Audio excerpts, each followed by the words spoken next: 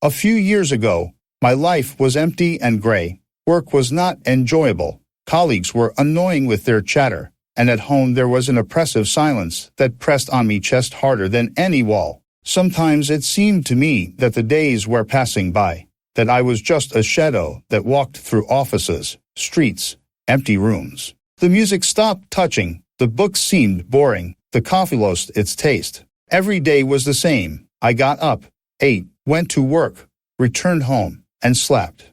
Sometimes I found myself thinking that I had not been elevated for a long time, but only existed. At such moments, I dreamed of solitude, a place where no one would demand smiles, conversations, or attention. That's why I went into the woods, not for long, just for a day, to feel the breath of real life. I chose an old trail that was rarely traveled. I usually followed the beaten paths, but that day something pushed me to turn aside. I had a strange feeling of anxiety, a premonition. The forest was preparing a surprise for me. I knew there was something important ahead that would change me forever, but I couldn't figure out what it was. The further I went, the quieter the forest became. The birds were silent, the wind rustled only in the treetops, and every rustle seemed suspicious. The air became dense, sweet and heavy, as if soaked in something rotting, but at the same time inviting. My heart was pounding, my breathing was racing, and my legs were walking on ground, as if someone was pulling me forward. And then I saw him. At first it seemed like it was a pile of old clothes, but then I noticed the hand, gray, swollen, strangely curved. The body had obviously been there for a long time. The skin was green and black, the face was disfigured, the lips were cracked, and these were sunken. Insects and wild animals have left their footprints. I froze. His heart was beating so hard that it seemed the trees could hear him. I had no thoughts, just a wild mixture of fear, disgust and guilt. I had disturbed that peace. I called the police. My hands were shaking. My voice was breaking. The connection was bad, but I managed to explain where I was. I was told to stay put. I sat down on a fallen tree, trying not to look at the body, but the feeling of his presence did not leave me. It became dark all around. The wind howled through the trees. The leaves rustled. Every sound seemed like a step, every rustle like a breath. Thefrist came alive. He was watching, as if he understood that I had violated his secret. I sat there for hours in total darkness. Every shadow seemed to move, every sound a whisper directed at me. I remembered work, mistakes, loneliness, moments when I ignored someone else's pain. Anxiety and guilt grew inside. I was talking to myself out loud, trying to convince myself. It's just a forest, just a body, just a dream. But something screamed from inside. No, it's more than just a forest. The dreams began that night, and every night they became more vivid, more real. I remember how my body shrank with fear, how every rustle seemed like a dead man's step next to me. The first dream, I was walking along the forest path again, and everything was just as dark. It smelled of rotten wet earth. He was there, Mark, just as pale, with empty eyes. I tried to turn around and leave, but my legs wouldn't work. He came closer. Why did you come here? What is it? He asked softly. Don't know. I was just walking. I said, you've disturbed. You have to come with me now. His voice was both soft and cold. He talked about everything, about my family, parents, friends, and what awaits me if I decide to go with him. I tried to push that voice away, but it penetrated every thought. When I woke up, my heart was pounding, my breathing was racing, and I couldn't move. I walked around the apartment all day, feeling like someone was watching me, like I was still in the woods.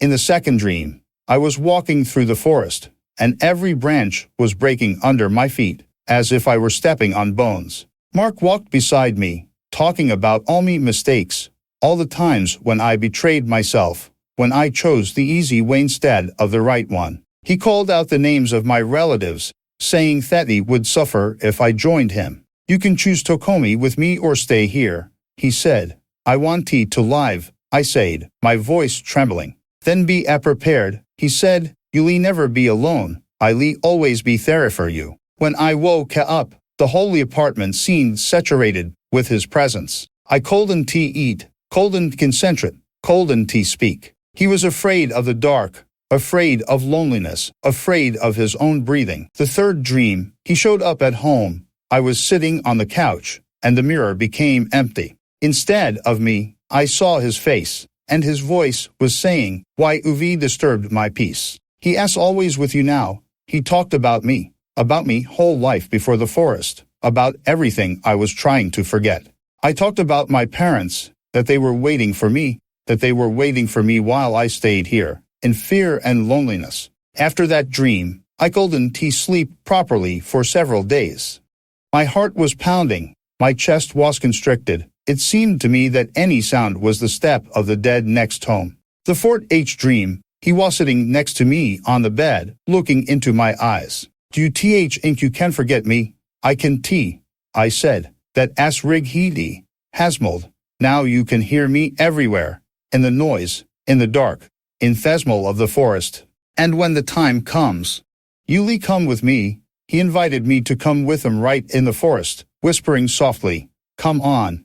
It's better here. There's peace here." Sometimes he talked about my childhood fears, how I was afraid, how I betrayed myself, how I refused to live a real life. I woke up in a cold sweat, shivering, unable to eat, unable to speak, and thoughts of my family tormented me. What if he was right? What if I lose touch with them forever if I go with him?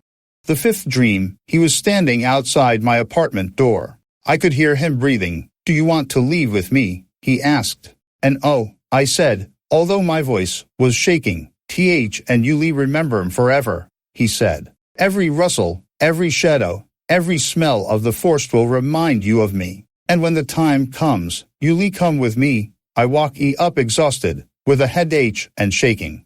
For days after dreams, I walked around lost, afraid of dark, afraid of loneliness, afraid of any rustle. I tried to live a normal life. I changed jobs, moved away, started a family. But the smell of the forest, rotten leaves, and the breath of the wine brought me back to those nights, to his voice, to his empty eyes. I began to look at the world differently, be more attentive to people, to their pain, to their loneliness. I realized that you never know what's going on inside another person. Sometimes the past comes back through dreams, memories, the smell of the forest, and I hear it whispering again, calling, warning, showing my way. And I realized one thing. Life is a fragile gift. We should appreciate her while she is around. But sometimes this gift accompanies the shadow of the one who left and calls for him.